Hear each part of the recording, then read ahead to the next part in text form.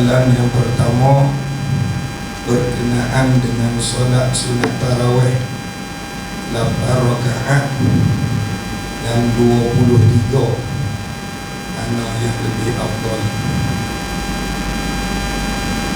Yang kedua, kenapa kita perlu peduli kepada Palestin?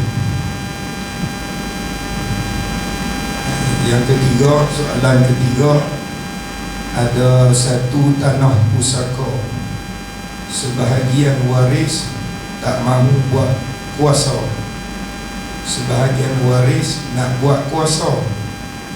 Bagaimana keadaan hukum pada waris yang tak mahu buat kuasa?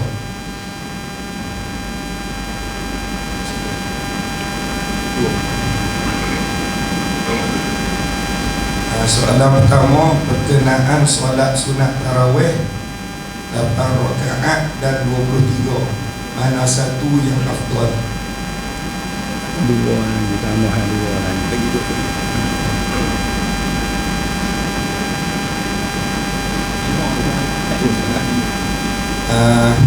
Yang keempat, masalah hukum puasa bagi orang yang terpaksa masukkan air ke dalam lubur untuk qada hajat.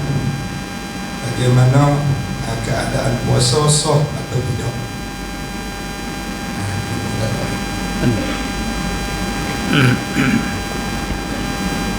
Assalamualaikum warahmatullahi wabarakatuh. Bismillahirrahmanirrahim. Alhamdulillahi rabbil alamin, wal 'aqibatu lil muttaqin, wala 'udwana illa 'alal zalimin. Wassalatu wassalamu ala sayyidil anbiya'i wal mursalin, sayyidina wa maulana Muhammadinil amin, al-mab'uuth rahmatan lil alamin, wa ala alihi wa ashabihi ajma'in, wattabi'ina lahum bi ihsanin ila yaumiddin. Amma ba'd. Faqala Allah subhanahu wa ta'ala: A'udzu billahi minasy syaithanir rajim. Syahrul Ramadan alladzi unzila fihi al-Qur'anu hudan lin-nasi wa bayyinatin minal huda wal furqan. Al-ayat. Sadaqallahul azim. Yang mulia dan yang dihormati Tuan Imam Masjid. Nama apa masjid ni? Masjid Rantau Panjang. Masjid Rantau Panjang.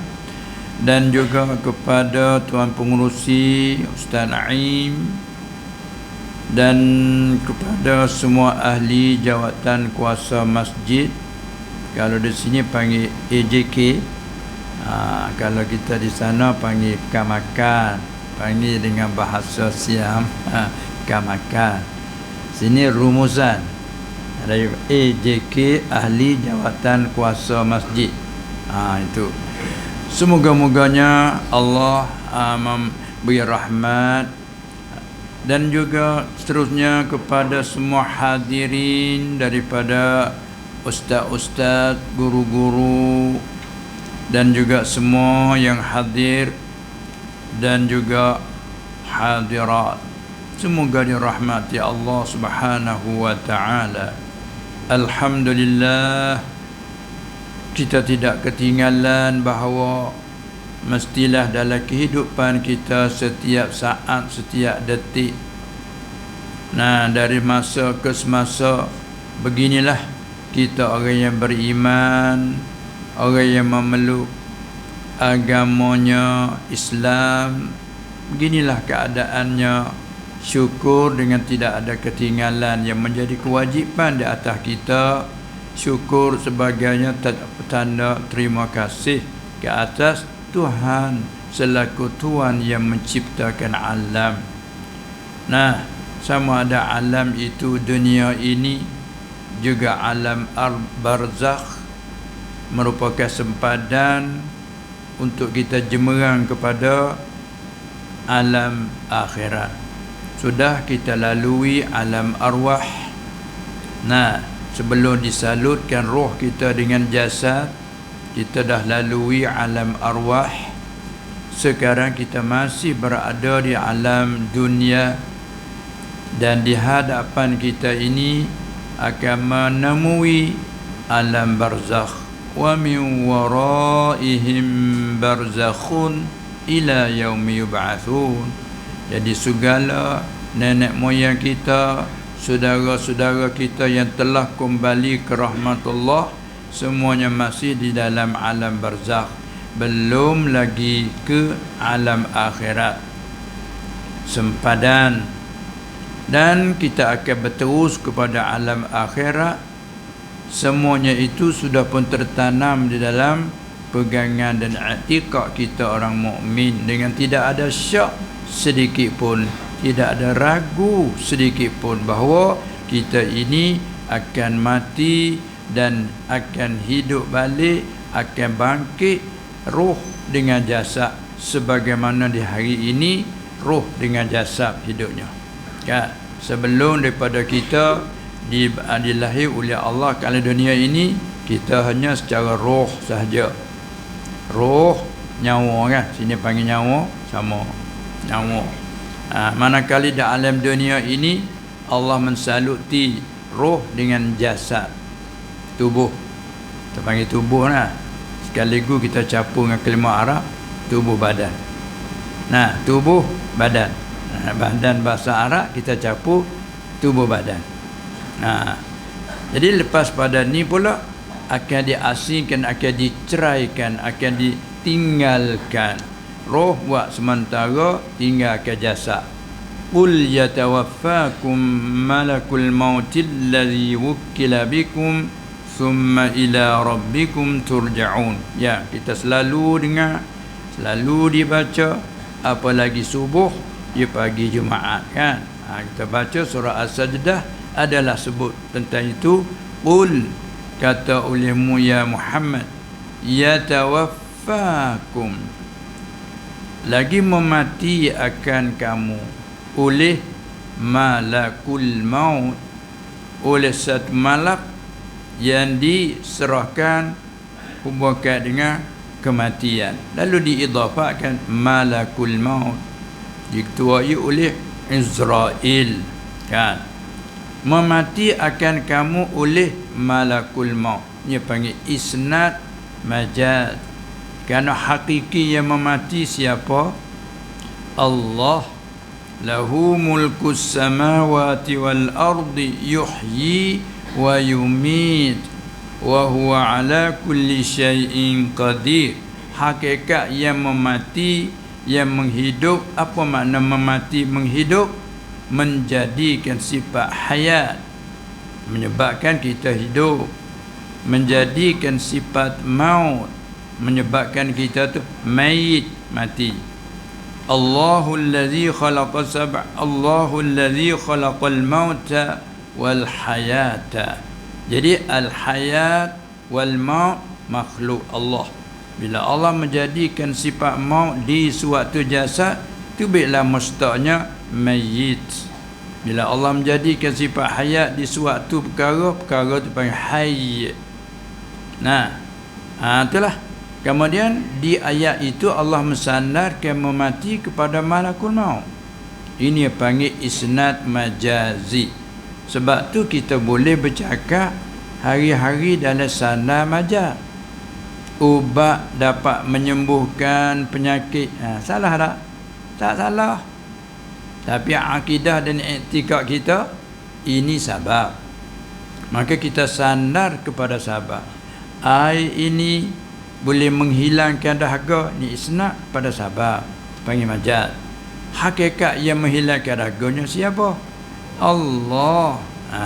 Kan? Allah yang menghilangkan dahaga dengan sebabnya air. Dia menjadikan air makhluk dia. Di air juga dia menjadikan sifat rai, sifat menghilangkan dahaga.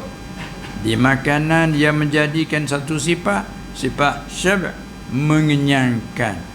Begitu di ubat Allah Ta'ala menjadikan suatu sifat quwwah, dia panggil menyembuhkan, menghilangkan. Lalu tu kita sandar kepada sabab, sebagaimana Allah sendiri pun bercakap sandar pada sabab. Nah, kita tengok yudabbirul amra minas sama'i ilal ard. Allah kata ia yang mentadbir, mengaturkan urusan dari langit hingga ke bumi. Yudabbirul amra, mentadbir, mengatur, ia mengurus, ia Allah. Itu hakikat. Tapi di ayat lain Allah Ta'ala kata fal mudabbirati amra. Mudabbir itu para malaikat. Nah, Allah bersumpah wan nazi'ati warqa, sampai pada fal mudabbirati amra. Maka segala malaikat yang mengurus, yang mengaturkan urusan. Allah Ta'ala gunakan yang mentadbirkan para malaikat. Tapi di ayat itu hakikat yang mentadbir ialah dia. Ini nak menyatakan bahawa dalam percakapan kita harian itu sah, kita isnad secara majazi. Apabila keluar daripada mulut orang mukmin, qarinah iman, qarinah ahli tauhid itu sendiri memalingkan daripada murak yang zahir itu tidak. Tapi cara bercakap begitu.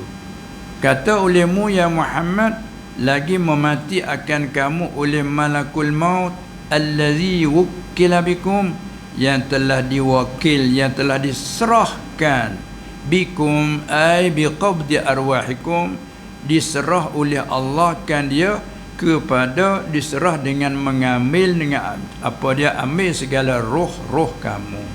Jadi maka kita maklum bahawa sekarang roh kita masih dengan jasad. Tapi apabila sampai masa ajal, kita maklum roh dicabut, diambil oleh malakul maut. Bila malakul maut ambil roh, dia cabut, kerja dia cabut roh, buang roh, Allah menjadikan maut. Bukan kata malaikat tu mematikan, tapi sana boleh tak kala sebab dia kata malakul maut mematikan. Lepas tu juga sana juga orang yang membunuh, mati orang mematikan orang. Dia panggil isnad majaz kepada sabab. Nah, demikianlah. Tak ada salah apa-apa kita cakap gitu dalam akidah dan pegangan. Baik. Kemudian apabila sampai masa roh kita akan diasing, dicabut. Bila dicabut, kita orang orang Islam, orang mukmin percaya bahawa akan dikahwin semula. Wa idzan nufusu zuwijat, dan apabila dikahwinkan akan roh-roh dikahwin balik dengan badan, seolah-olah orang yang bercerai kembali baik.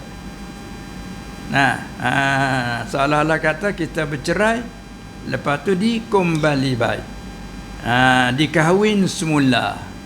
Kalau lepas iddah dikahwin semula kan. Orang yang bercerai itu.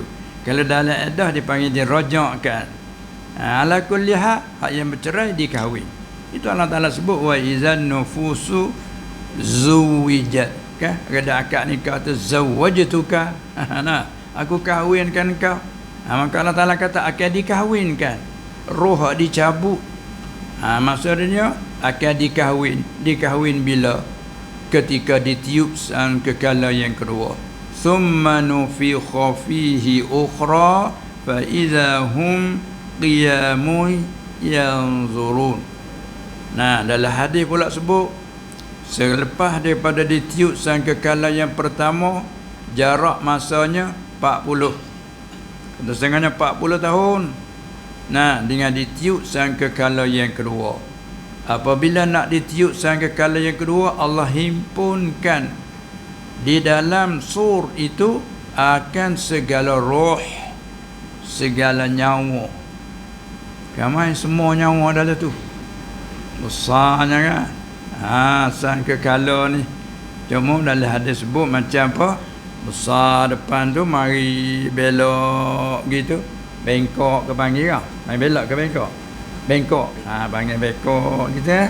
Mari kecil. Macam apa tu kita panggil? Tanduk kerbau lah. Tanduk kerbau macam tu lah. Bengkok kecil di hujung ni. Luar depan.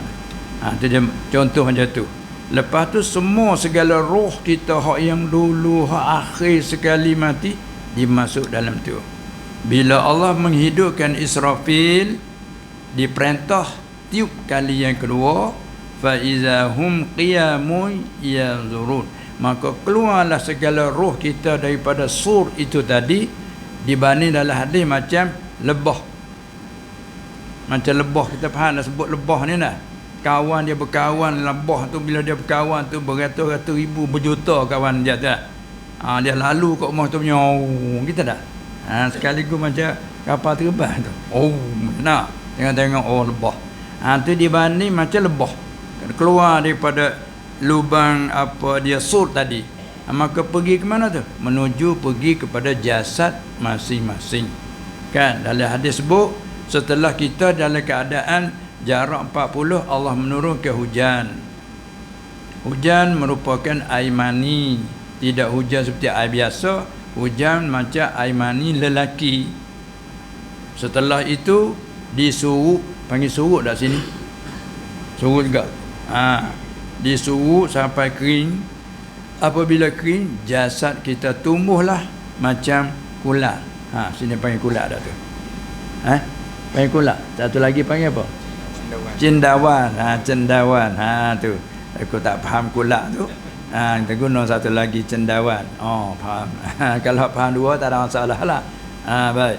Tumbuh kita dengan kuasa Allah Ta'ala. Dia cerita siap-siap benda lagi akan berlaku. Sebab tu nak panggil orang mukmin tu orang allazina yu'minuna bil ghaib. Tu sifat dia. Sifat kita orang mukmin. Allah mensifatkan orang mukmin orang yang beriman, orang yang percaya bil ghaib ayil ghaibi anna, perkara ghaib dari mata kita, ghaib dari pendengar kita, kadang-kadang ghaib daripada fikiran kita. Tapi bila Allah sendiri menceritakan, Rasul walaupun dia manusia seperti kita, tak kala ia pilih orang pilihan dia dengan sifatnya amanah, lurus jujur, betul, sidik, benar dalam cakap, orang pilihan dia. Bila apa hak dia cerita, Allah, daripada Allah suruh ia cerita. Dia tidak tambah walau sedikit, dia tidak mengurang walaupun sedikit.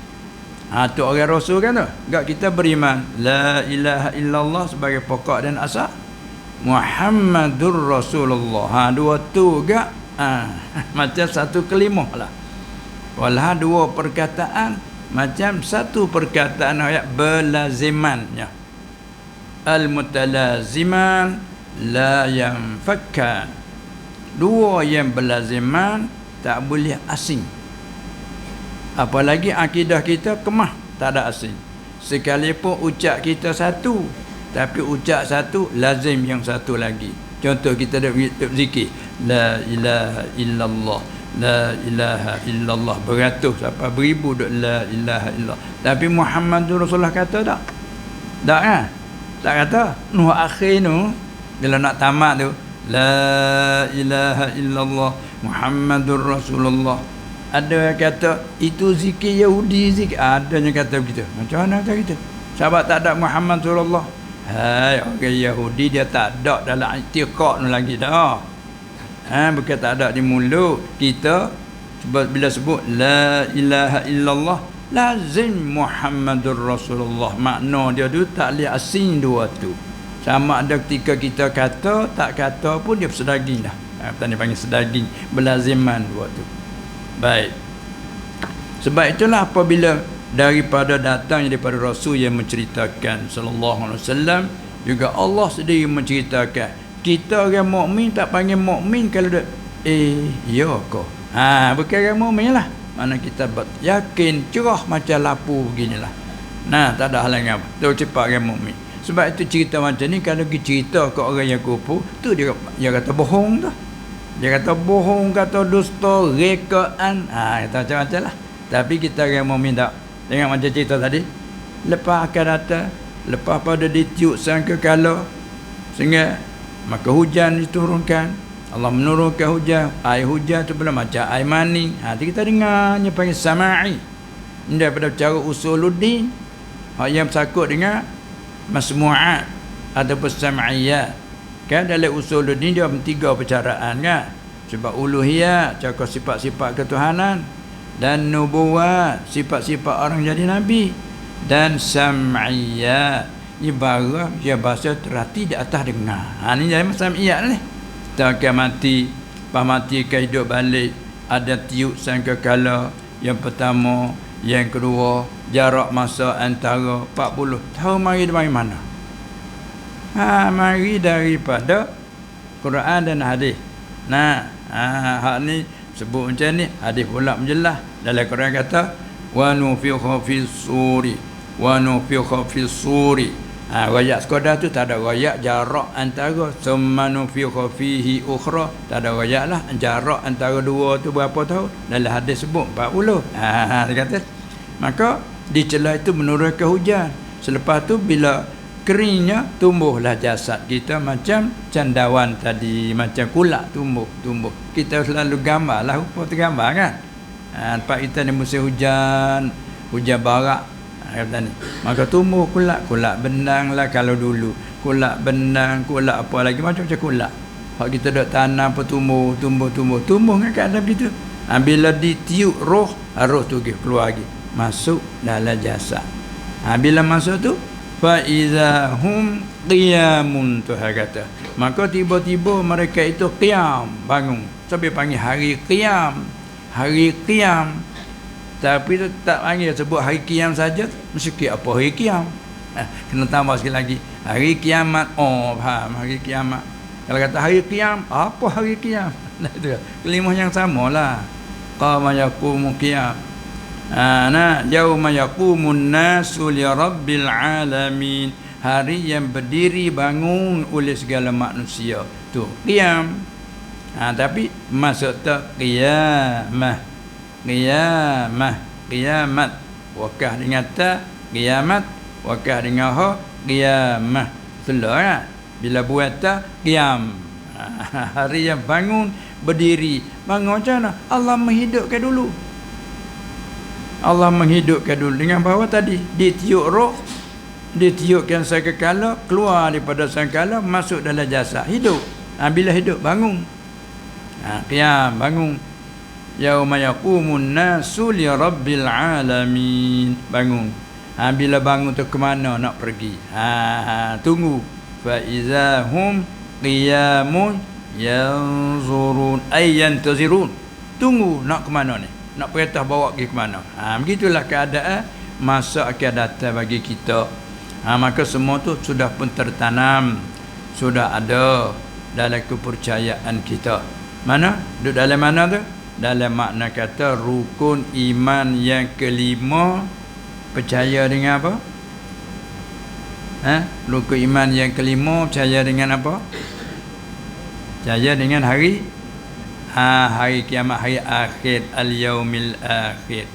Dia nama kiamat ni banyak nama dia tu, banyak sangat. Yaumut tanad panggil, yaumut taghabun panggil, al-waqi'ah panggil, al-qari'ah panggil, as-sa'ah. Banyak sangat nama-nama dengan tilik iktibar ini panggil ni, iktibar itu panggil itu. Nama dia tu. Baik.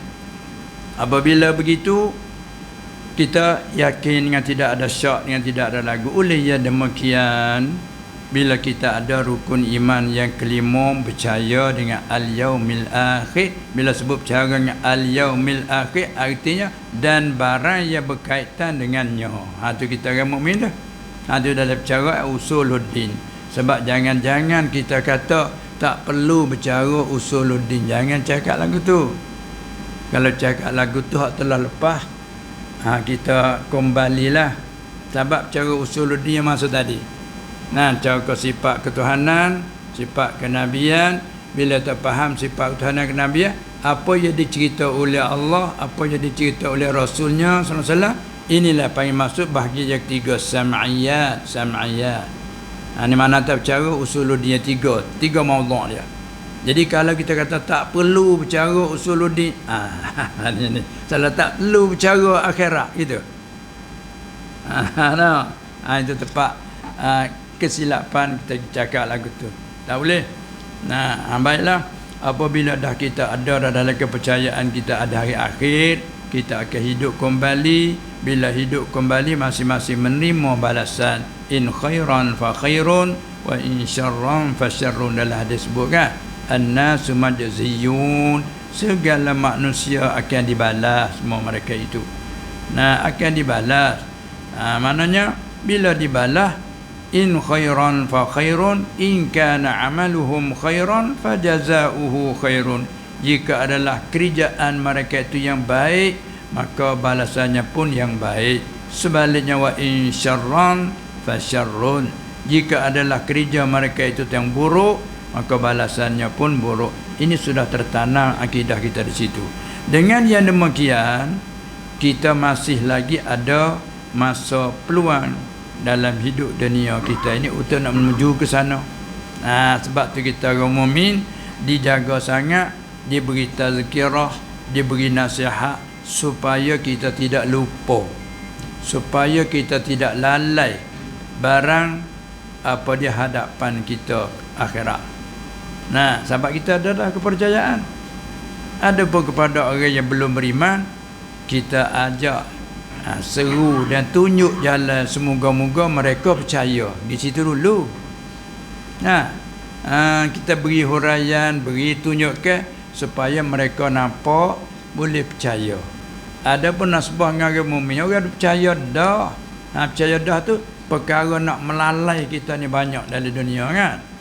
Sebab dia kata alhaakumut takatsur, telah melalai akan kamu oleh berebut-rebut pada membanyak.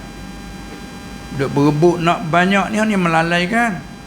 Ayat lain pula, ya ayyuhallazina amanu la tulhikum amwalukum wala auladukum an zikrillah. Tengok dia nasihat. Hai orang-orang yang telah beriman, janganlah melalaikan kamu oleh harta-harta kamu. Kerana harta ni satu sebab yang lalai dengan sebabnya, harta juga sebab yang menolongkan kamu. Ala kulli hal, harta ni ada sebab yang menolong, apabila jadi sebab yang melalai. Lalu Allah nasihat pada kita orang mukmin, hai orang-orang yang telah beriman, hai orang-orang yang telah percaya, termasuk kita-kita ni. Walaupun kita ni dah akhir zaman pun masuklah umur ayat tu. Hai orang yang telah percaya, la, janganlah tulhikum, melalaikan kamu oleh amwalukum, segala harta benda kamu itu. Hanya harta benda kamu itu satu sebab penting untuk kamu nak guna kebaikan. Tapi tak lagu, maka harta itu melalaikan kamu. Janganlah, jangan nasihat kita. Dan wala auladukum, dan janganlah melalaikan kamu oleh anak-anak kamu. Terkadang orang lalai sebab anak. Lalai dari apa? La tulhi an zikrillah, an mujawazah, dakhilatun alal matruq dipanggil. Lalai dari mana tinggal lah. Lalai dari ingat ke Allah. Terjemah zikir qalbi. Kalau zikir lisan, lalai daripada menyebutkan Allah. Bila lalai di sini, terlenyak pihak lain dah. Solat pun dak, puasa pun dak, sebab lalai dah. Apa yang melalai? Harta tadi menyibukkan kita, memasyghul, membimbangkan kita sampai tertinggal kewajipan kita. Kadang-kadang dengan harta pula tertinggal kewajipan yang sakut paut dengan harta. Jangan. Tu Allah Ta'ala nasihat. Tengok Allah Ta'ala sayang kepada hamba yang beriman, yang beri nasihat. Siapa buat begitu, wa man yaf'al zalika fa ulaika humul khasirun, kan? Siapa melakukan yang demikian, harta melalai, anak pinak melalai sampai tertinggal kewajipan, siapa melakukan demikian itu, Tuhan hukum kata, maka orang-orang itu ialah mereka itulah yang rugi. Khasirun, ya rugi. Nah, tu. Wa man yaf'al zalika fa ulaika humul khasirun. Maksud Allah Taala tu rugilah. Gak kali tu soal kelimah rugi ni, siapa mau pada kelimah rugi? Betul tak? Khasirun ke fasikun? Ya dah nak. Betul. Jadi tepat nak tanyanya, siapa kata kalau berniaga suka ke rugi? Tak ada. Dia kelimah nak berniaga tu nak cari untung siap-siap dah. Kelimah dia dah berniaga dia lah. Nah, taqlibul mal bil mal ala sabili ribh. Tujuan berniaga, beli modal sekian, jual sekian, beli pula jual, beli pula duk tukar menukar. Atas tujuan nak pada ribh, atas tujuan untung dan laba, tu berniaga. Tak ada kata berniaga nak rugi. Bukan berniaga nak rugi. Kalau pugi tu bukan berniaga lah. Kita tolong beli harga 10, ni aku bagi kamu ni 8 jadilah. Tu bukan berniaga. Saja kita nak beri atas nama kawan dan sebagainya. Tapi kalau berniaga, makna dia dah atas tujuannya untung. Tak ada tujuan rugi. Maka Allah Ta'ala hukum itu rugi. Dan di ayat lain kita dah baca wal asri sama. Kita orang mukmin Tuhan istisna daripada rugi. Baca tengok. Sini yang nasihat takut kita jatuhlah rugi. Sedangkan kita orang mukmin orang terkeluar daripada rugi. Wal asri innal insana lafi khusrin, kan? Allah umumkan demi masa sesungguhnya manusia, semua manusia itu ataupun jenis manusia tu sungguhnya di dalam kerugian. Atau Allah umumkan. Enggak kita manusia, jenis manusia pasti dalam rugi. Tapi Allah kecuali illal ladzina amanu, masya-Allah. Kecuali orang-orang yang telah beriman. Keluar daripada rugi, mana hidup dalam untung, beruntung. Beruntungnya. Kalau kita nak sangat kelimah beruntung, sini cakap ada beruntung. Oh, dia tu beruntung, dia menasib baik. Jangan kita nak tu. Oh, beruntungnya di apanya orang menasib baiknya dia, kita nak sangat. Enggak, Allah istisna daripada rugi, arti kita orang beriman hidup dalam beruntung secara umumnya. Tambah lagi pula kerja-kerja yang baik dengan hukum syara' amilus salihah, tambah lagi beruntung. Mari nasihat di belakang ni, hei orang mukmin, janganlah melalaikan kamu oleh harta benda dan anak kamu. Siapa melaku demikian, maka mereka itu ialah rugi. Allah. Ni Allah nasihat kepada kita orang mukmin. Adapun terhadap orang kufur, Allah Ta'ala kata, jangan kamu dalih pada hari ini. Kata orang kufur, ya ayyuhallazina kafaru la ta'tadzirul yaum. Jangan kamu berdalih hari ini. Dalih pun tak diterima. Naik mahkamah nak berdalih, tak diterima, jangan lagi. Sebab apa? Innama tujzauna ma kuntum ta'malun.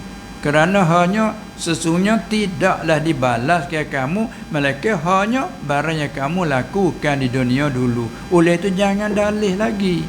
Allah, habis tertutuplah segala pintu. Kan? Inilah nasib baik kita yang mukmin, masya-Allah. Oleh yang demikian kita banyakkanlah syukur dengan diri kita sendiri, melakukan apa yang diredha oleh Allah. Kita masih ada umur lagi, sekalipun kita dah buang masa, menghabiskan masa dengan beberapa itu yang telah lepas. Tapi telah lepas yang kita telah lakukan, jangan kita putus asa.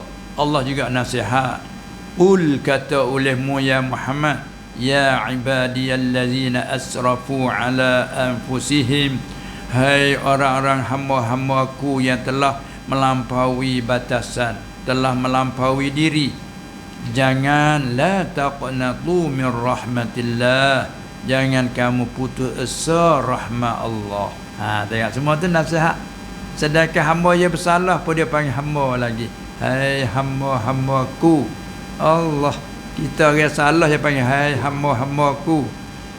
Nah, supaya orang nak marah ke anak, tapi nak marah ke anak pun panggil wahai anak-anak. Panggil gitu. Kita anak ni Allah, salah kita dengan dia, tapi dia panggil macam tu kita rasa ada peluang keemasan lah tu. Kata, hoi menata, Allah salah kita dah. Dulu tak pernah anak kita panggil menata, ayah panggil menata ke kita. Dulu tak pernah. Kalau kita nama pada Muhammad, ya Muhammad. Hai Muhammad. Hai Khalid. Apabila kita salah ni, wahai anak-anakku, kamu ni bersalah. Hai anakku, Allah dah semua kelimah macam tu kita baca tertarik. Hai menatang. Sudahlah kita. Kita dah takut dah. Panggil lagu tu nanti berdebar-debar kan. Ini bahasa Allah Ta'ala untuk nak menarik perhatian bahawa kita hamba yang beriman sekalipun melampaui batasan pun dia duk panggil wahai hamba-hambaku. Ni satu rahmat nah. Pada larang pula jangan kamu putus asa daripada rahmat Allah itu. Jadi apa sekalipun yang telah kita lalui, kita rasa kata salah, kita mengaku kesalahan, minta ampun dengan dia sangat-sangat berkenan. Tengok Allah Ta'ala kata nah, innallaha yuhibbut tawwabin. Sesungguhnya Allah kasih berkenan akan orang-orang yang banyak bertaubat. Kan? Dan juga wa yuhibbul mutatahhirin. Allah kasih akan orang-orang yang banyak sungguh-sungguh menyucikan daripada segala kekotoran zahir juga maknawi batin. Itulah peluang bagi kita orang mukmin. Alhamdulillah, syukur kita nah. Lalu itulah kita doakan dengan imam-imam selalu doa lepas solat kan. Allahumma apa dia, ahyina bil iman kan, wa amitna bil iman, wahsyurna bil iman tu ya dah tu. Mana kita tu duk minta dengan dia setelah dia tu beri dah iman pada kita. Bukan kita baru duk minta nak ada iman, kita ada dah. Cuma minta ya Allah, kau menghidupkan aku, menghidupkan kami dengan iman. Pak kita ada iman dah. Mana kau mengekallah hidup kami ni dengan iman. Dan hak depan tak tahu lagi ni. Wa amitna bil iman, ya Allah kau mematilah kami ni dengan iman. Semoga-moga harap kau mematilah kami dengan iman. Kerana masa depan kita tak tahu lagi. Dan mati atas iman tak ada apa dah kat depan tu. Tapi kita minta lagi. Wahsyurna bil iman. Himpun kami di akhirat esok dengan iman.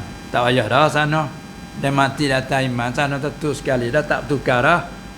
Tapi seronoknya kita dengan iman minta lagi. Wahsyurna bil iman. Apa lagi? Wa adkhil jannata ma'al iman. Minta lagi. Walhaku tak boleh masuk syurga. Dah, tapi seronoknya kita dengan iman minta lagi. Itulah ni jiwa kita orang mukmin, masya-Allah. Selepas itulah sebagai laluan kita tadi, kita kembali balik kepada soalan yang telah dibentangkan tadi. Sesuai dengan itu dan munasabah dengan sebut amal soleh tadi. Kerja yang baik. Iaitu kita ulangi sekali lagi berkaitan dengan sakut dengan salat tarawih. Apa cuba ulang sekarang soalan sekali lagi. Antara 8 dan 20 mana kau lebih afdal? Alah dia. 8 riyal dengan 20 riyal mana lebih afdal? Budak jawab lebih hak 8. Ya. Pada begitu pada dah. Tu kalau nak kecek bak akal lah tu. Tapi ini berkaitan dengan amal ibadat. Bila amal ibadat bukan semata-mata akal, tidak. Syariat ni hanya warid daripada sana kan. Data warid daripada hadis, lepas tu istinbat oleh para ulama rahimahumullahu ta'ala. Cuma sebagai perbandingan secara mudahnya gitulah deh. Ya tidak mestinya apa ni bilangan yang banyak tu mesti lebih, tak mesti kan. Tengok kalau kata-kata solat duha hak kau yang muktamad sebanyak-banyak berapa rakaat? Solat duha berapa rakaat? Kau muktamad 8. Kau muktamad muqabil ni kau dhaif kata 12. Lepas tu untung bagi kita Kalau kita sudah solat 8, berasa nak solat lagi, 2 lagi, 4 lagi, kita ikut kawan yang mengatakan 12. Bolehlah kita niat solat duha. Tapi kalau kita berlaku tak kata 8, cukup 8 tak boleh nak duha, nak lagi niat lain, sembahyang lain lah. Sunat mutlaqah ke? Itu utuhnya. Kemudian terkadang bagi yang sunat lebih afdal daripada yang wajib. Walha bagi wajib kalau tak buat dia berdosa. Kan?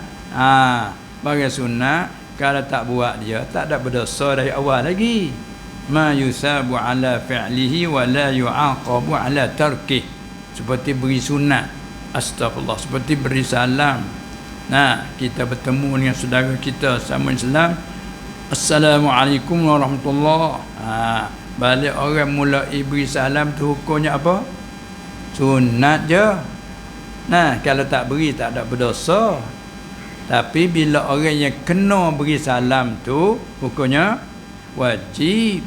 Kalau kita hanya seorang diri, musallam alaih tu seorang diri, wajib ain jawab. Kalau kita berbilang sekarang kita 2 orang, wajib kifayah. Kalau 2-2 tak jawab, berdosa semuanya. Kalau seorang jawab, lepas yang seorang lagi. Tapi fadilah dapat kepada yang jawab. Maka jawab salam wajib, memberi salam tu sunat. Tapi dari segi fadilah dan kelebihan, lebih hak beri salam. Tu kata setengah-setengah amalan sunat tu lebih pada wajib. Tu di antara lain. Baik. Kemudian sesuai dan munasabahnya kita nak masuk tak berapa malam lagi lah. Kita cakap malam tak berapa malam lagi. Ini malam Rabu, Khamis, Sabtu, Ahad, Isnin. Tu Isnin. Maka malam Selasa tu tetap dah tu. Ada ihtimal malam Isnin. Kerana petang hari Ahad ni lah yang petang melihat anak bulan.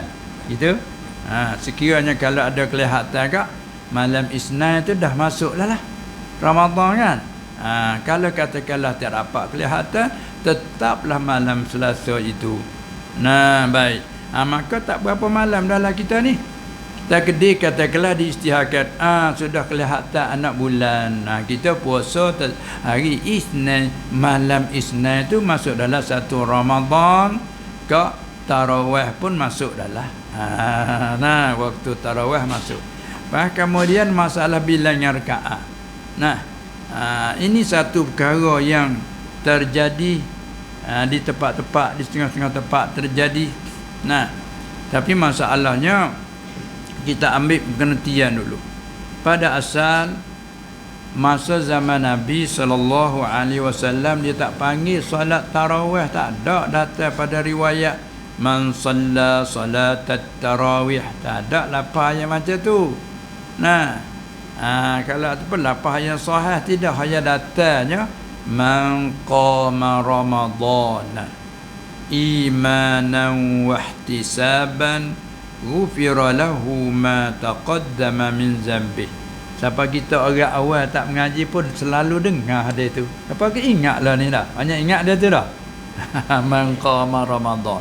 Dah masuk bulan Ramadan bunyi selalulah. Ceramah mana pun selalu keluar hadis tu. Man qama Ramadan.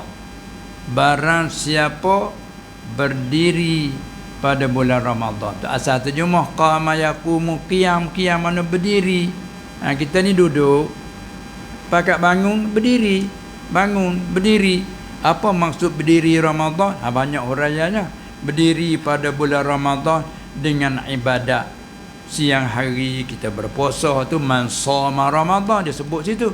Man shoma Ramadan imanan wa ihtisaban ghufira lahu ma taqaddama min dzambi. Satu lagi man qama Ramadan. Qiyam, bila sebut qiyam Ramadan dipakai mana? Berdiri waktu malam. Bila berdiri waktu malam apa arti? Ditafsir juga berdiri malam Ramadan dengan membaca Quran, tidak di dalam solat pun masuklah qiyam Ramadan. Berzikir masuklah qiyam Ramadan. Tetapinya hak khusus, hak tu secara umum tu. Umum mana? Ramadan tak Ramadan pun qiyamul lail tak ada. Semua baca Quran di malam panggil qiyamul lail. Nah, kita semaya sunat di malam panggil qiyamul lail. Nah, semaya tahajud sebelah malam qiyamul lail. Nah, masalah qiyamul lail semua tu.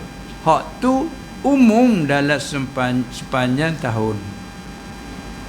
Tapi bila sebut salat tarawih ada kedak lain pada bulan Ramadan. Sebab kita nak sambut alalah Ramadan 2 3 4 malam lah kita nak buat selalu kata ni kata buat belan-belan. sambil menunggu Ramadan, kita solat tarawih. Dia solat apa? Tarawih. Kan Ramadan nanti kita sambut belan-belan Ramadan. Tak boleh. Kita nak buat kira dengan akal tak boleh. Ini menunjukkan kata solat tarawih dikhususkan dengan bulan Ramadan je. Tak ada di sebelah bulan yang lain. Hingga kalau istilah kata tak nampak anak bulan kita tetap puasa hari Selasa, malam Isnin tak boleh nak sembahyang tarawih. Itu mana solat tarawih berbeza. Adapun kalau katalah sebelum tu nak sebut tarawih tak tarawih. Qiyamul lail hak 8 rakaat. Hak tu khas dalam Ramadan. Hak tu sepanjang tahun bukan? Qiyamul lail. Nak qiyamul lail 8 rakaat, patut iringi dengan witir 1 jadi 9. Ataupun iringi dengan witir 3 jadi 11. Hak tu sepanjang tahun dia ada. Ni hari ni boleh tidur sekali bangun. Sembahyang 8 rakaat. Satu iring dengan witir 1 ataupun 3 jadi 11 rakaat. Hak tu boleh tiap-tiap malam. Kalau nak niat tarawih boleh tak? Tak boleh. Qiyamul lail iya. Nak niat tahajud. Hak tu tengok kalau tak tidur kita tak lena sampai jam 1 malam tak lena tidur, maka tahajud tak masuk waktu. Qiyamul lail iya. Nanti kata umum. Apabila tahajud khusus dengan kamar daripada lena. Kita tidur, walaupun kita tidur lepas maghrib, sudah solat maghrib, penat sangat, nak sama tangan nak tunggu isyak, terlelap, terlena, lena. Jaga, masuk isyak. Sudah main isyak, boleh niat tahajud lepas pada tu. Surah rawatib ke main tahajud boleh, sebab kita dah lena. Kalau kita tidur lepas isyak tidur tak lena. Petani kata tak jenera. Sampai jam 1 jam 2 bangun ambil sembahyang. Nak niat tahajud tak boleh, tak masuk waktu kerana tak lelak, tak lena. Qiyamul lail, qiyamul lail boleh semata. Tu nak buat 8 kau nak buat apa dia? 8 bagi tahajud. Apa tu nak tambah witir tu sebelah, campur dengan 8 jadi berapa? 19. Ini niat tahajud ataupun ni qiyamul lail, niat witir sebelah campur 19. Boleh hak tu sepanjang tahun. Nak sifat tahajud saja, nak sifat qiyamul lail 8 saja, boleh sepanjang tahun. Tapi bila masuk Ramadan, tubik satu panggilan solat tarawih.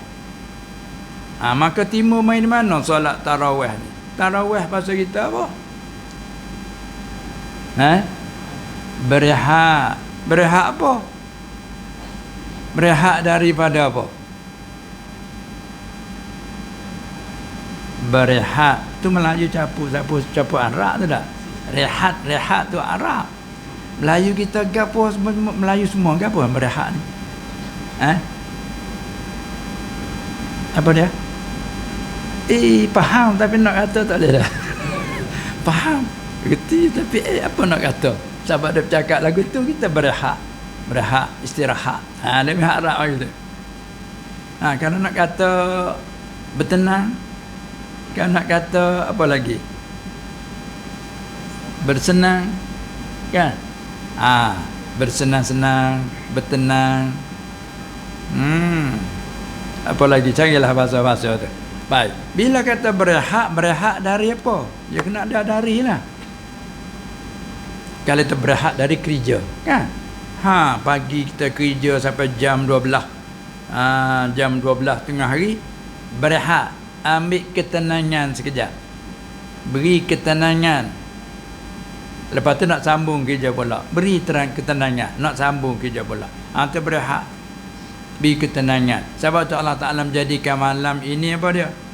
Wa ja'alna al-laila libasa wa ja'alna an-nahara ma'asha. Tidur itu apa? Wa ja'alna naumakum subata.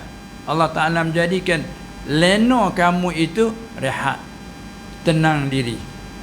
Setelah kita penat, daripada siang hari kerja masing-masing kerja, lepas tu bila masuk waktu malam, Allah menjatuhkan tirai dengan gelap begini, kita pun berehat, tenang.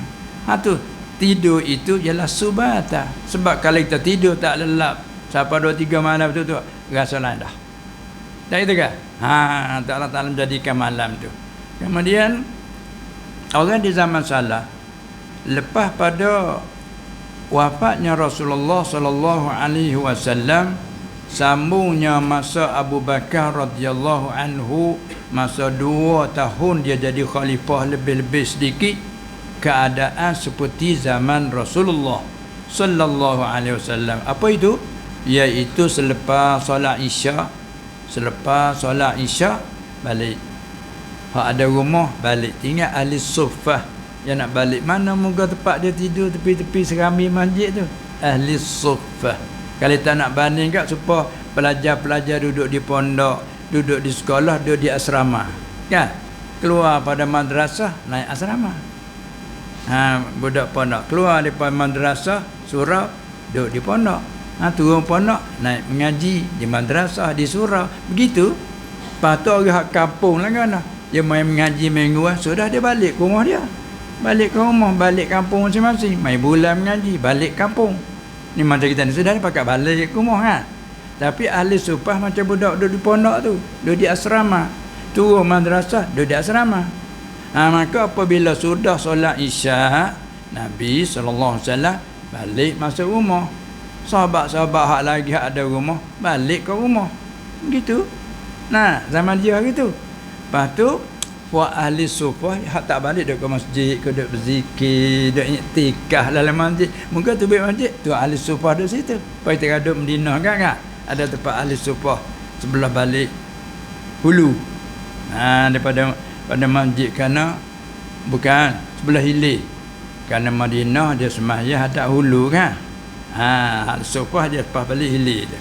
Bila ni tak ada lah bekas-bekasan. Orang tunjuk ni tempat ahli sufah dulu ni. Jadi mereka itu duduk ke masjid, duduk berzikir, dak apa, moga naik dah tu. Duduk masjid, dah gitu ya dia. Kebetulan Rasulullah sallallahu alaihi wasallam keluar pada rumah dia, masuk masjid. Sembahyang. Wa ahli sufah bila tengok selalu. Tu dia selalu bakat jemaah ikut dia. Sudah pada tu, keesokan tu, apa dia? Puak-puak hak dapat jemaah dengan Rasulullah sallallahu alaihi wasallam itulah bercakap, semalam Rasulullah keluar, kami boleh semaya dengan dia. Allah hak dengar oleh yang tak ada. Menyesal aku gitu. Menyesal aku. Allah, nasib baik kamu begitu. Lepas tu duk malam keesokan tu tunggu nak jemaah. Rasulullah tak keluar sallallahu alaihi wasallam, tak keluar. Tunggu sampai tengah malam tak keluar, tak dapat balik. Duk malam keesokan pula balik seperti itulah.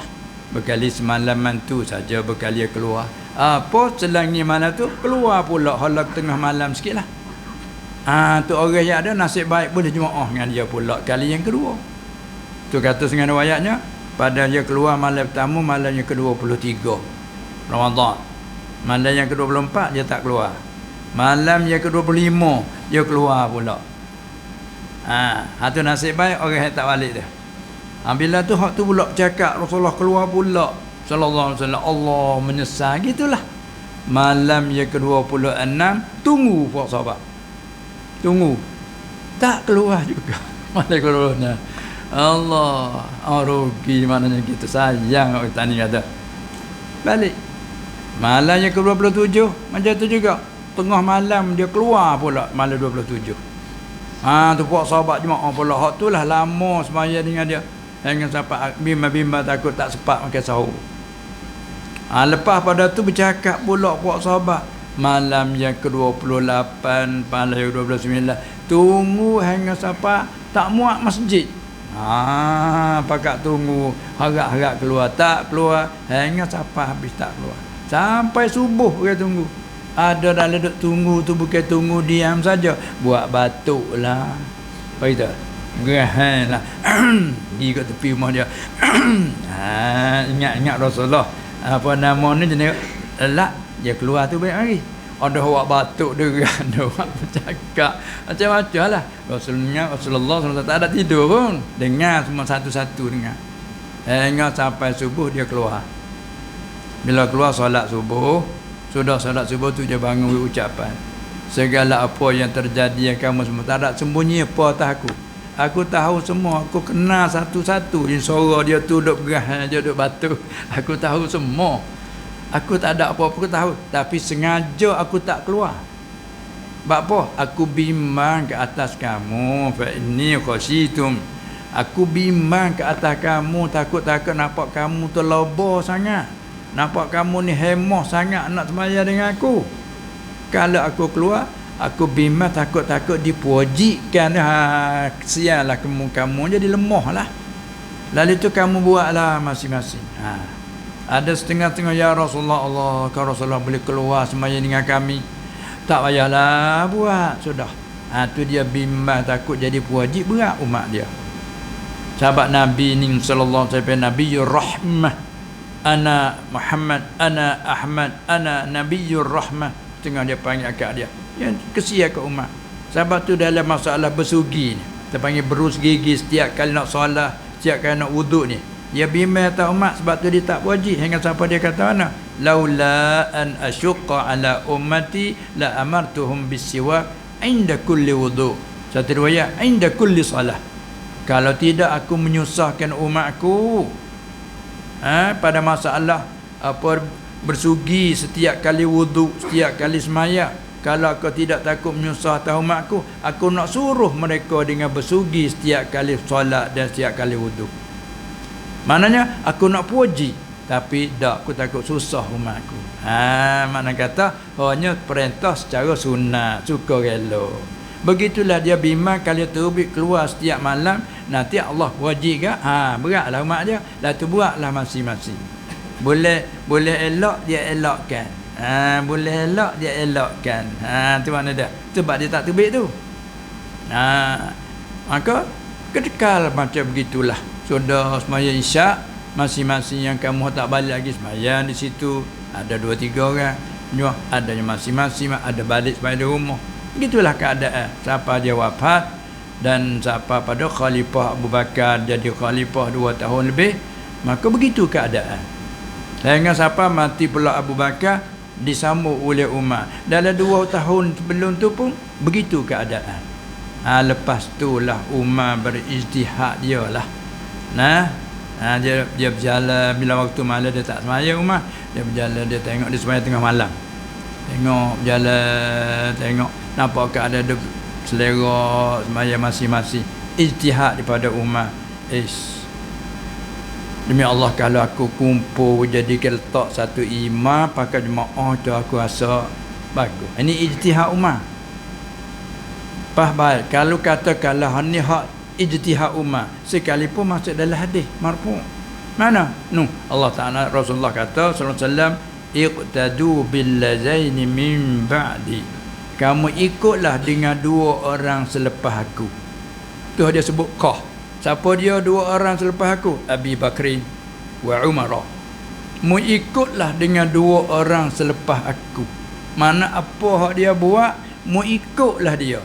Jadi walaupun zaman Nabi SAW tidak buat macam tu, main buat masa Umar. Mu ikutlah dengan 2 orang selepas aku. Katakanlah masa Umar kupur buat gitu, buat jadi itu jadi bilangan rakaat 20 gitu masa Umar, ijtihad Umar. Kan masalah dia kata mu ikutlah dengan 2 orang selepas aku. Siapa? Abu Bakar dan Umar.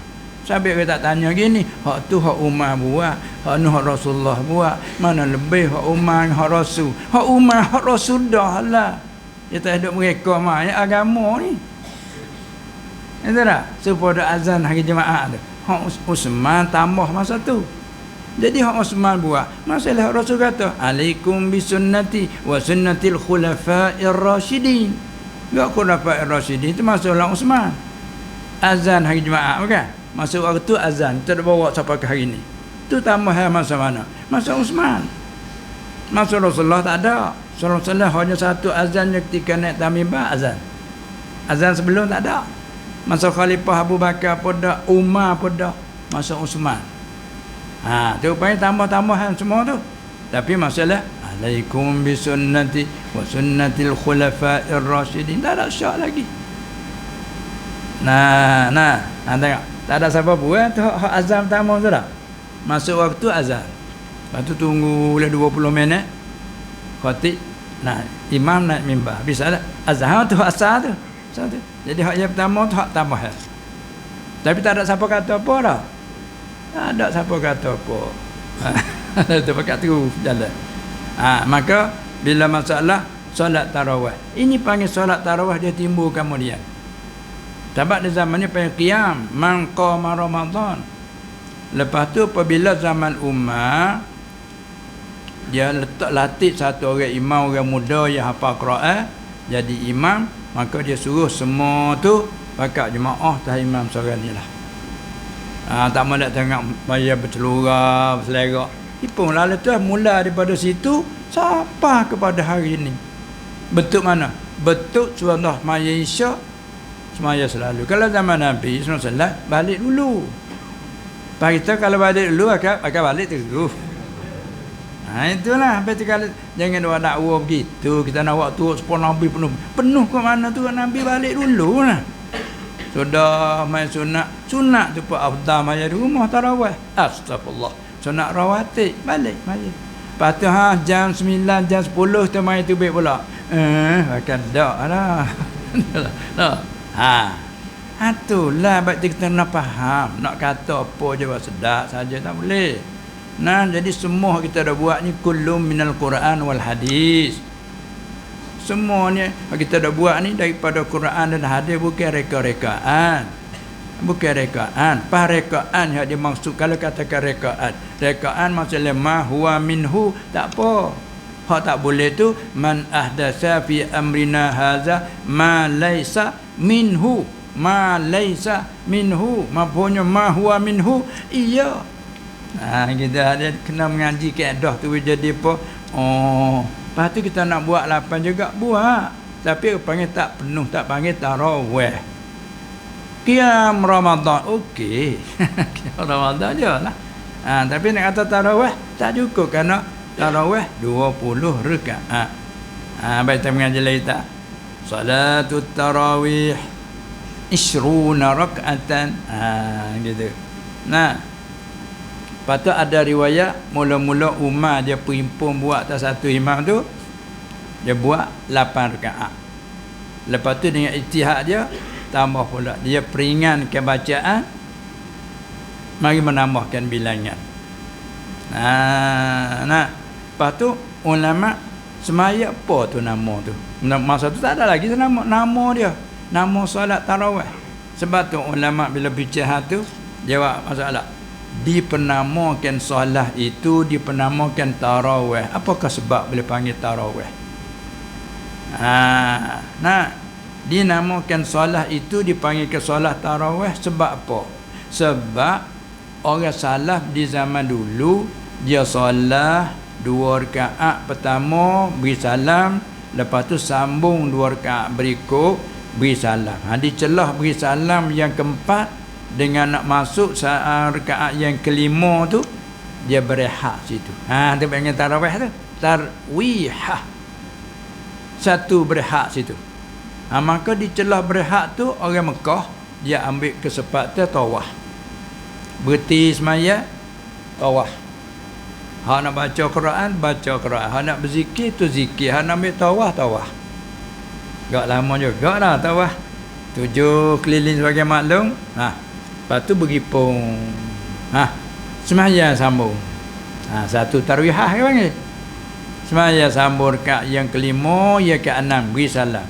Setelah beri salam yang ke-6 tak berehat, terus pula rakaat yang kelima sampai kepada bukan rakaat yang ke-7, yang ke-8. Beri salam yang ke-8, berehat pula. Berehat itulah apa tadi? Ambil zikir, nak buat apa dia baca Quran, hak tawah. Tawah. Apabila sudah selesai, berimpung pula. Berimpung, sambung rakaat yang ke-9.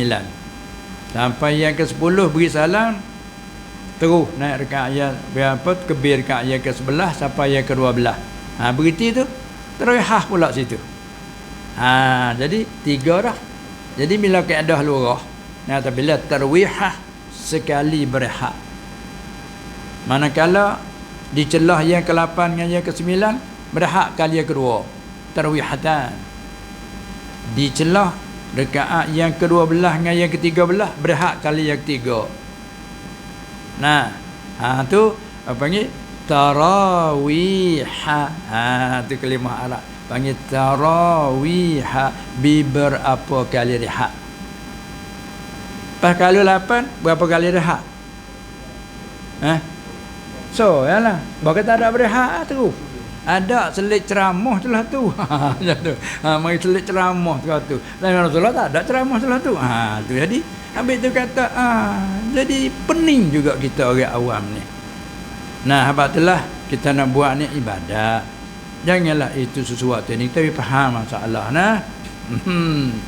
Baik. Ana kata di celah tu kan berehat tapi beri ucapan. Ada setengah beri ucapan jelas tu. Jadi kena jepuk kah ni kena ucap dengan kadang-kadang ada lagu tu.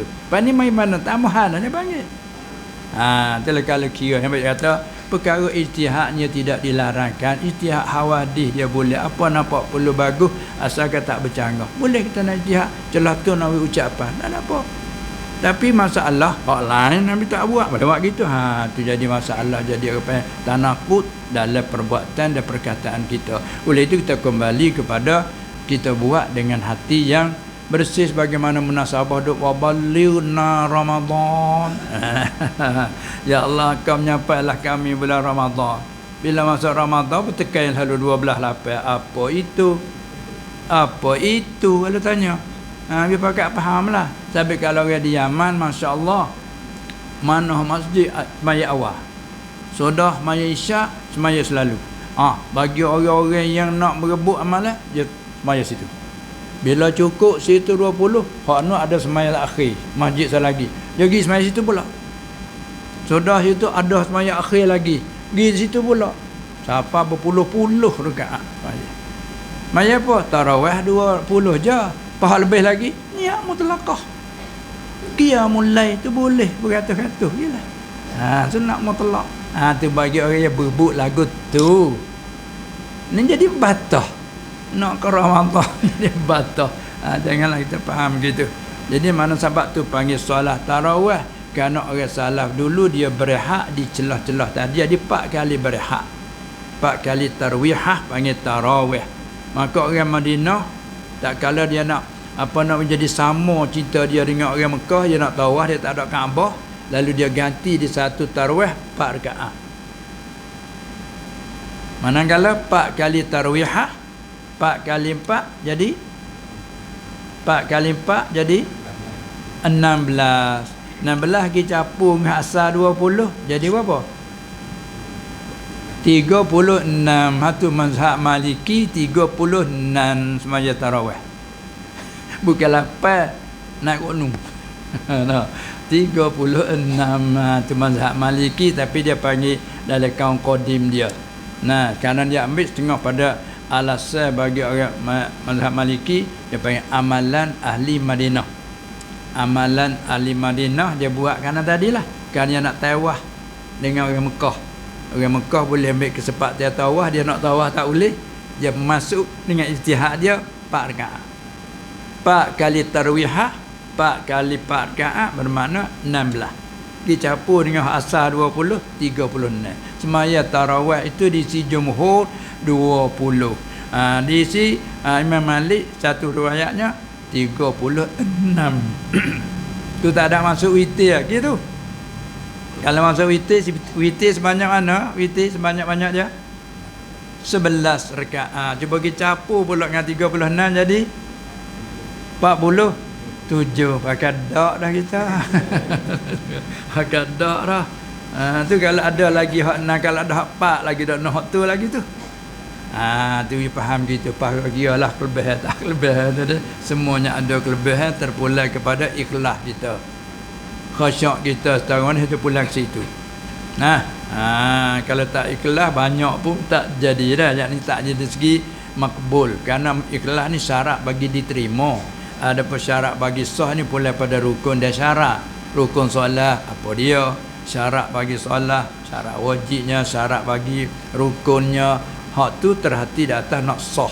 Apabila sah dah, terima tak terima, hak tu pula kepada apa ikhlas. Apa tinggi rendah tu, hak tu pula pada khusyuk sikit banyak. Pula ke situlah tu. Oleh jadi demikian, tak perlulah kita buat perbantahan, kita kembali rajak balik. Bila kita nak ikut jalannya as-sunnah nabawiyah, sunnah Nabi sallallahu alaihi wasallam, termasuklah hak yang dia pesan, alaikum bi sunnati wa sunnatil khulafa'ir rasyidin al mahdiyyin. Sahabat dia kata, siapa yang lama panjang selepas pada aku ini akan bertemulah perselisihan yang banyak. Dia bersadar tu. Fa innahu man ya'ish minkum ba'di fasayara ikhtilafan katsira. Apa ketika itu macam mana? Fa alaikum bisunnati, maka lazim atas kamu itu dengan jalanan aku dan wa sunnatil khulafa'ir rasyidin, dan jalanan pengganti-pengganti aku yang menunjukkan manusia dia dapat petunjuk mereka itu. Gak siapa masuk pada khulafa'ir rasyidin?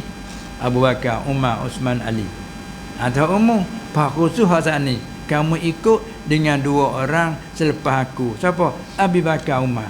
Sebut kau situ. Pak lagi pula Allah Taala menurun wahyu banyak di atas lidah Umar. Ingat ni Umar seorang yang faruq, orang yang membeza bainal haq wal batil. Bainal haq wal batil. Apa digelarkan oleh Nabi sallallahu alaihi wasallam Umar al-Faruq. Tu katakanlah Umar lah tu buat macam tu, kita kata gitulah. Yang nama nak kata hak buat tu Umar, kalau tu tak nak mari Nabi lah. Jangan kata tak mari Nabi. Mana pula sahabat nak gidak rekod tambah-tambah mana dia dengan ijtihad dia. Maka bila ijtihad kita klik pada mu ikutlah. Jadi tak ada syak lagi. Tiba-tiba kita pergi ajar kata tu hak Umar buat. Hak Nabi, mana lebih hak Umar hak Nabi. Lah, tanya lagu tu. Gak kita orang awal lebih hak Nabi. Tu kata ni bawa pada nak mengurang-urangkan pula ni kepada sahabat apa ini. Jadi hak ulama nak buat tu mana sedangkan mereka itu warasatul anbiya. Kata itulah. Untuk kita dah amal mari dah. Kalau katakanlah dah membuat lapan je, ada masalah buat lapan, kita tambah lagi lah 12 lagi. Ada riwayat di zaman dulu, zaman-zaman sahabat, bila buat lepas tu sudah balik main di rumah, bunyi suara macam suara lebah, mulut mata daruk situ, hak ni tadaruk gegar bunyi.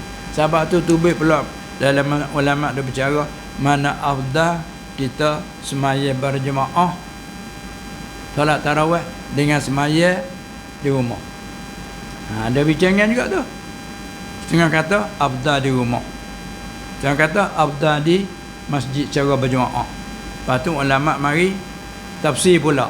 Hak kata afdal semaya sore di rumah bagi orang ingat Quran, dia hafiz, dia semaya sore dia boleh tadarus Quran. Tu dia. Itu pun putus tilik daripada jika orang tu orang yang tak ada masalah letak muqtadam bih.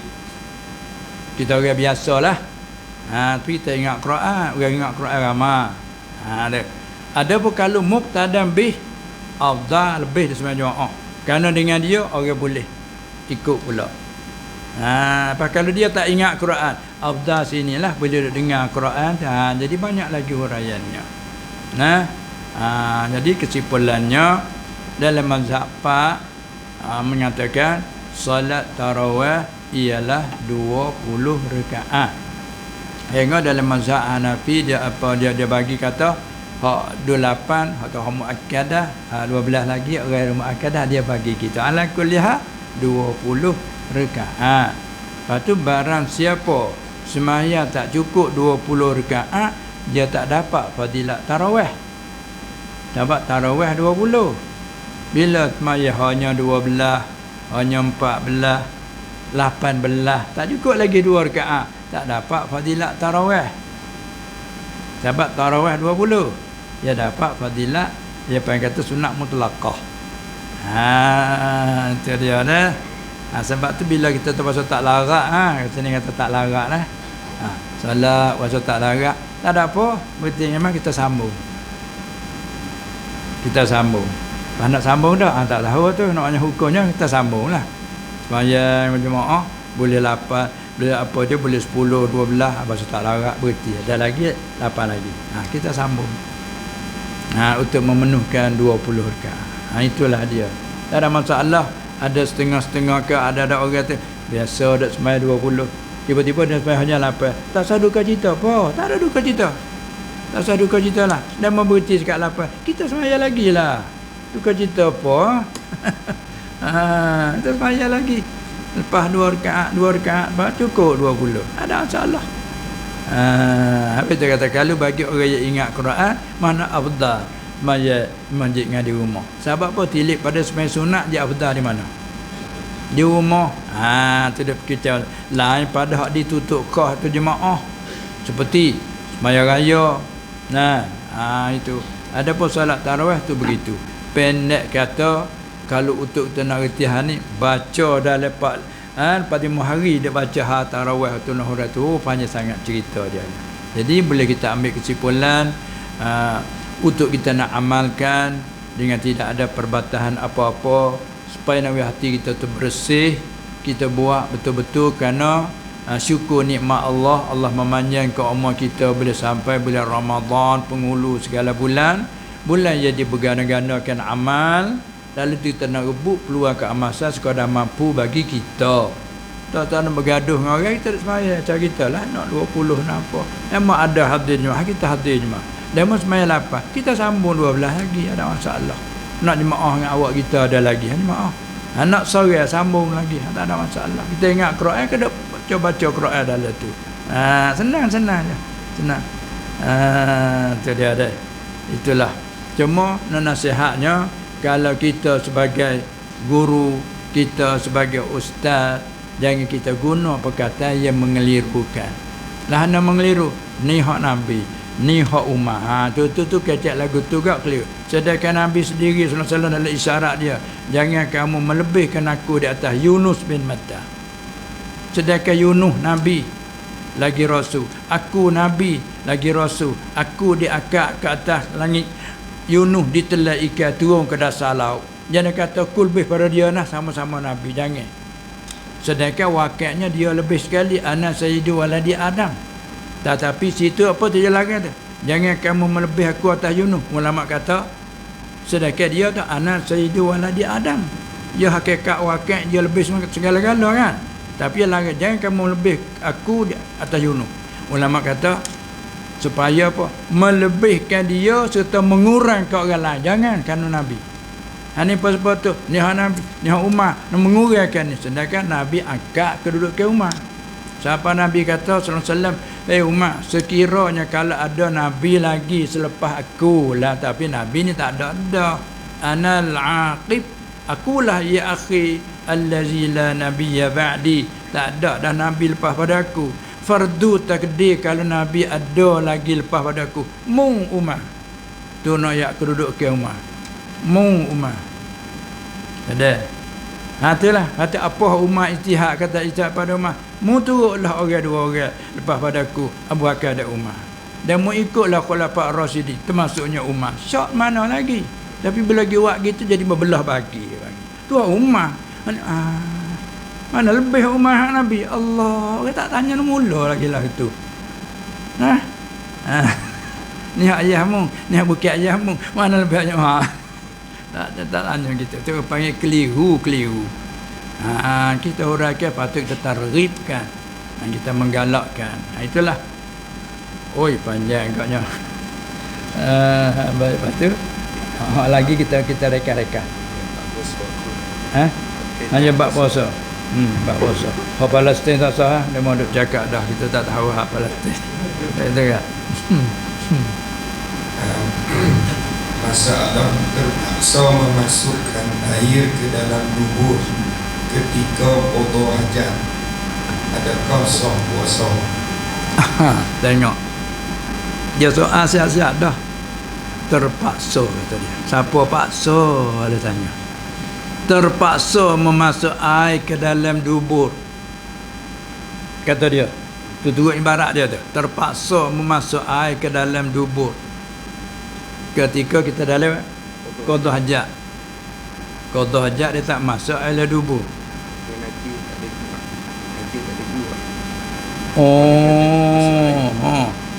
Najis tak boleh nak keluar. Kecuali dia cucuk air sikit. Dia kena cucuk air. Zaman lah ni pula dia ada tandas kepala tu. Kepala tempat qada hajat tu dia ada air. Kita buka pam ada terkejut kita. Tak tahu. Orangnya pacah air terkejut kita pun. Tu dia. Hak tu tak nanti kata kita masuk air, hak tu betul depannya seru dia masuk ke dalam tu. Baik dia kata terpaksa sana.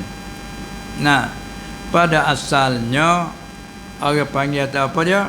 Memasukkan ain. Hak kata makna puasa tak apa makna puasa. Pada awal lagi dah makna dia tu dah al-imsak anil muftirat ila akhiril hingga pada akhir tarikh. Menahankan daripada perkara yang membatal. Apa muftirat? Iaitu masuk ain ke dalam lubang yang rungga. Maka lubang yang rungga, iaitu dua hidung, mulut, dua telinga dan lubang farak dan zakar dubur. Tu kan. Adapun mata tak panggil jauh. Sekalipun ada ikhtilaf ulama tapi tak panggil jauh. Sebab tu mazhab kita Syafi'i, kita pakai celak mata iktihad bercelak. Pakai ubat sakit mata, ubat kita pecek ubat kan masuk dalam mata, walaupun berserah rasa dia sampai ke leher. Sekalipun mazhab kita tak batal kerana ilatnya bukan jauh. Macam air masuk ke masam lubang bulu romo. Kalau kita mandi bahasa sejuk pakai tulang rasa-rasa kadang-kadang dah tak batal kerana bukan jauh. Begitu juga kita pakai celak berubat mata serah sampai ke leher, sekalipun tak batal kerana bukan jauh, hanya kemesraan mengikut saluran masam dia panggil. Ada pun setengah mazhab ulama di antara mazhab Hambali mengatakan batal jika sekiranya serah tu rasa pergi ke leher. Jadi bab tu adalah kita kata al-aula kita boleh elak, kita elakkan. Itu saja, nak ra'i. Adapun kita hala jari kita masuk ataupun memasukkan air tadi, itu panggil sengaja kita memasuk kan. Sengaja kita memasuk jari kita tu. Ada hala jari duk korek dah. Ada-adanya cucuk air bru masuk lagi. Ataupun panggil ubat ke apa panggil? Ubat apa? Panggil? Ubat puasa. Ubat tahan baca-baca pak nak wiko tu hajat bahasa orang najis kerah tu kan, kita nak menghacurkan dia. Ada ubat dia tu. Orang petani panggil ubat julak. Julak juga? Tak apa. Dia faham bahasa tak apa. Dia ada hala masa kan. Baca pop. Duk betah agak remak selalu. Remak kata ni panggil remak. Orang nak beranak lah. Terus tu dia panggil remak kata ni panggil. Sini panggil senak. Senak lepas tu dia tekan nak terbit dia. Panggil remak. Terang. Terang nak terbit tu. Kata ni panggil remak. Nanti pergi faham bahasa-bahasa dia tak sesak bahasa tak boleh kena jadi gapo. Kita bicara masalah dulu. Bahasa tu dulu. Orang faham dah. Jadi bila pecah ubat tu jadi terang mai selalu. Bila dia peracur keluar dengan mudah. Tepat nak bicara kitanya, kita hala dia masuk dia panggil hala ain dia tu. Hala ain maksud dia kata jari pun ain, air pun ain. Maksudnya syai'in madiyin, sama ada jamid seperti jari masalah jamid, air masalah ma'i. Bagi semua ni panggil ain. Bila kita sengaja hala, maka hukumnya batal puasanya. Tetapi dia ada tapi pula. Dia batal, batal puasa tapi tidak berdosa. Sebab tadi dia katakan tadi terpaksa. Mungkin tak keluar ni sakit kan? Dia nak keluar dah. Duk leher ni dah salah gitu.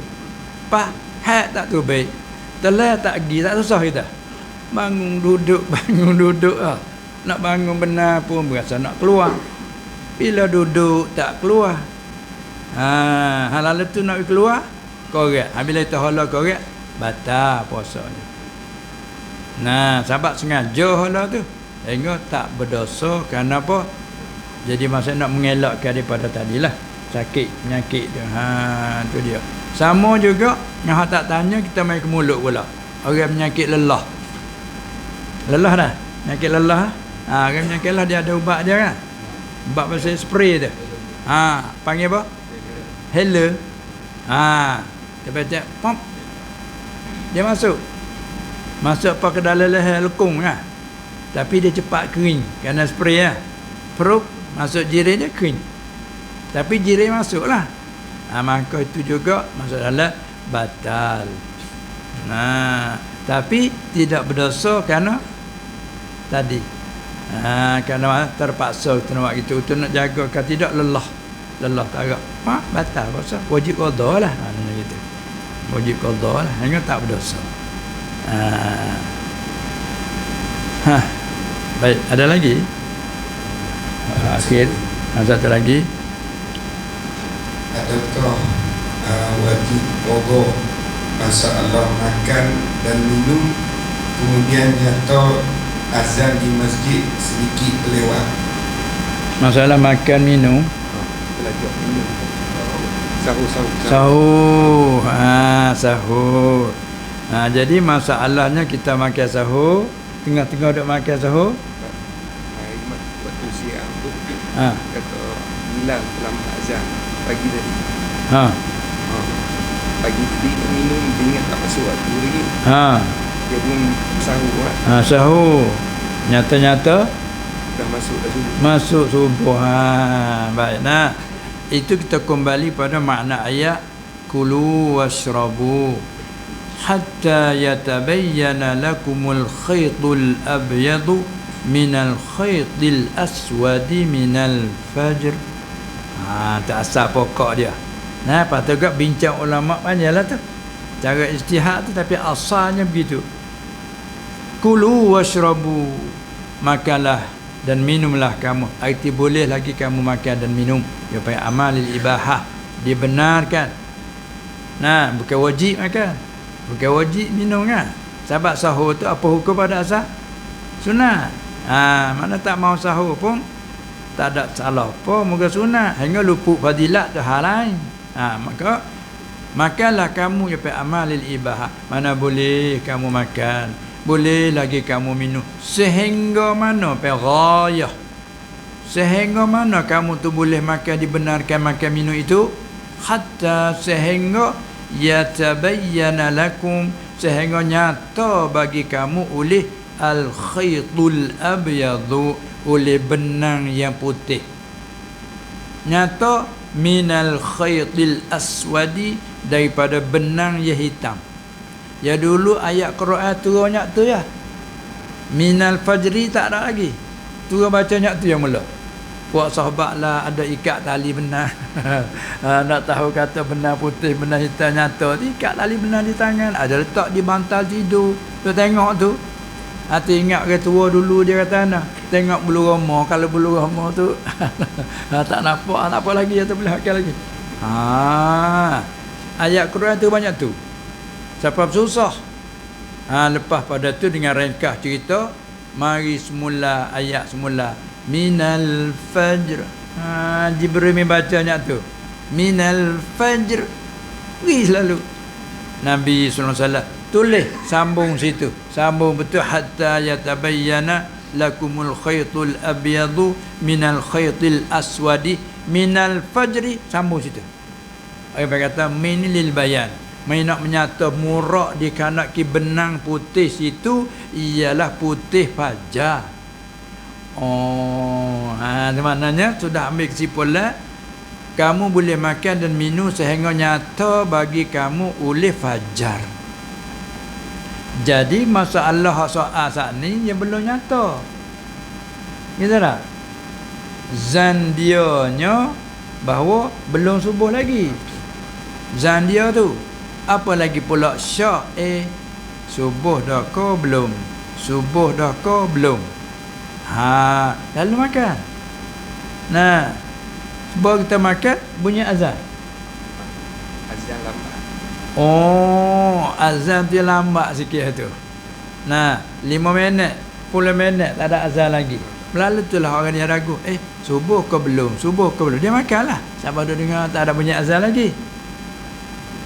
Jam tak ada. Lah ni jam tangan lagi. Oh, dinding lagi, banyak jam dalam telefon lagi. Katakanlah nak terjadi masalah, ada pun tak tertengok. Nah, kadang-kadang bertukar jarum. Duk tukar, duk ingat memang gitu. Macam-macam lah nak jadi sebab untuk jadikan masalah kan. Bila kita makan, sudah pada tu nyata kata kita makan tadi setelah apa? Subuh dah. Ada pun kalau ragu, subuh ke tak subuh, boleh kita makan. Lepas tu bila ternyata apa yang ada kita buangkan. Maka tu tak apa lagi sebab dia kat sehingga nyata. Nak sehingga nyata. Mana kalau tak nyata tak apa lagi. Baik.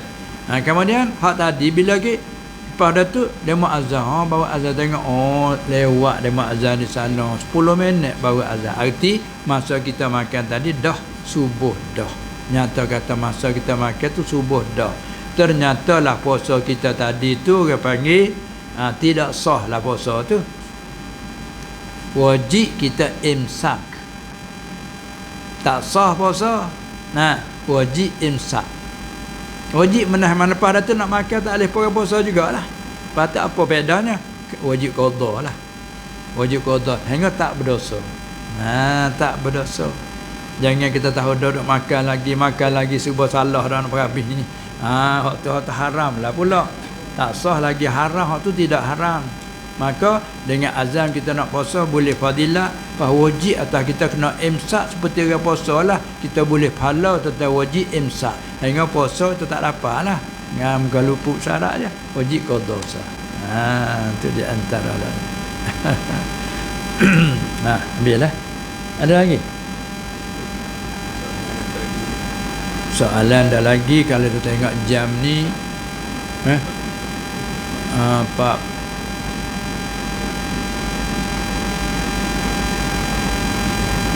betul tu tak? 9.40. Lepas kita nak berhenti jam 10.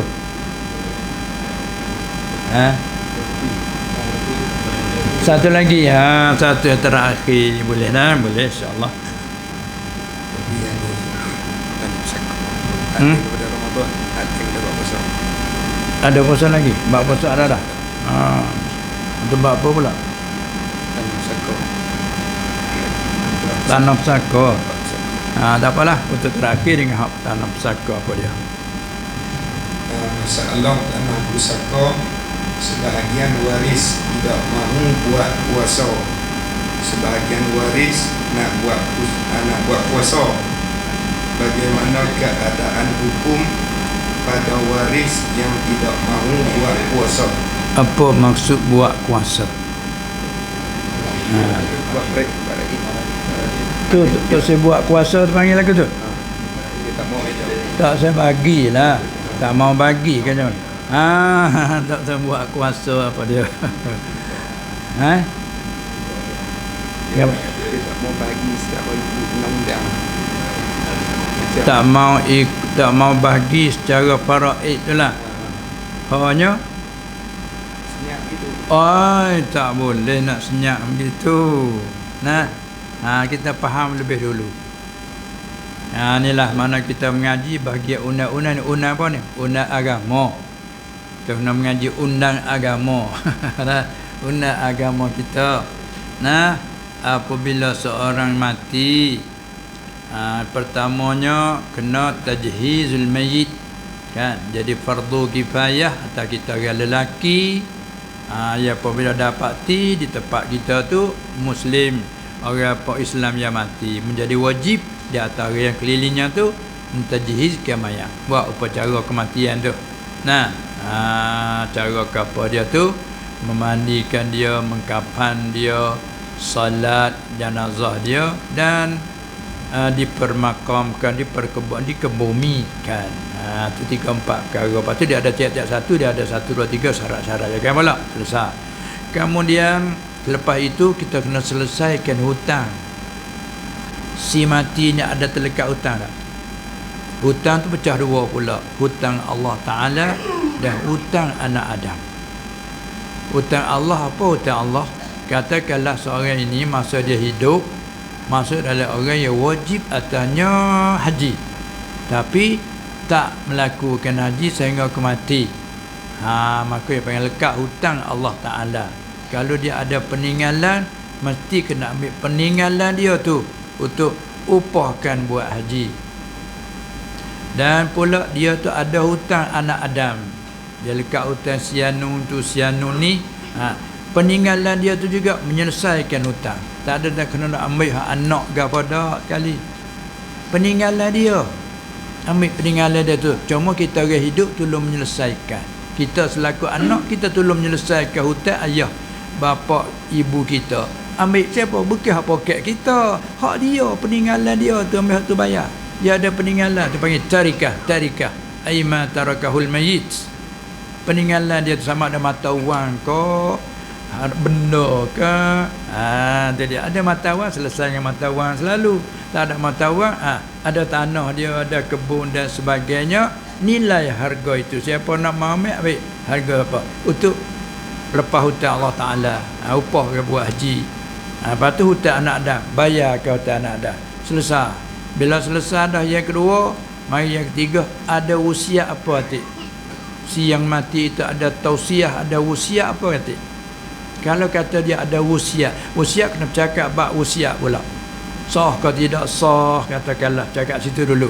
Bila usia yang sah dah luluh, kena meluluhkan usia dia itu. Itu mengaji bab usia mula. Sebab kita nak rekah nak cara tepat yang kepak ni. Katakanlah selesai tajhizul mayyit yang pertama, menyelesaikan hutang Allah dan hutang anak Adam, dan menyelesaikan usia sekiranya ada dan sah dan luluh. Cukup. Barulah sampai giliran yang keempat, berbahagian pusaka. Membahagi pusaka. Bila selesai habis dah, ada lebih lagi harta peninggalan. Bila hak lebih lagi tu mesti kena membahagikan. Sebab apa?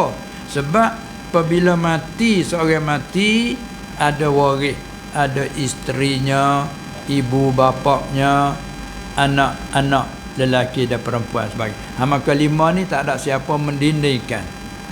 Bila seorang mati meninggal isterinya, isteri kena dapat. Sama ada sumun ataupun robok. Ada ibu bapaknya, ibu bapak kena dapat. Tak ada yang mendinding. Dan dia mendindingkan orang lain. Ada ibu bagi ibu, tak boleh pakai ibu bagi ibu kerana ibu ada. Bapak bagi bapak lagi ada, tak boleh kerana bapak ni ada, mendinding. Sedangkan waris juga tapi didinding oleh yang ni. Ada anak lelaki perempuan, maka cucu-cucu tak boleh, kerana ada anak lelaki yang mendindingkan. Tu mana hak yang ni tak ada siapa. Isteri dia tidak mendindingkan yang lain tidak mendindingkan dia.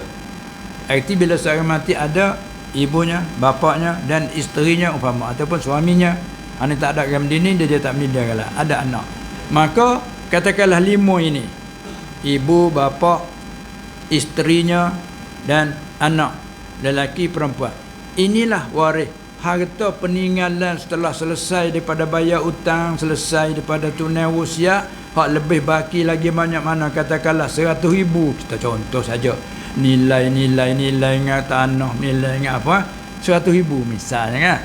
Maka 100,000 ni dia panggil kursi puak warisan ni. Hak mak ada dalam tu, hak bapa mayat ada dalam tu, dan anak-anak dan isteri duk kursi dalam tu, qahran. Dengan dalam terkerasi duk syarikat. Kalau tak bagi, tak boleh, haram kita nak makan tu. Kalau hak kursi.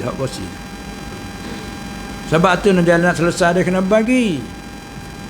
Kalau tak bagi, semua hak semua duk situ.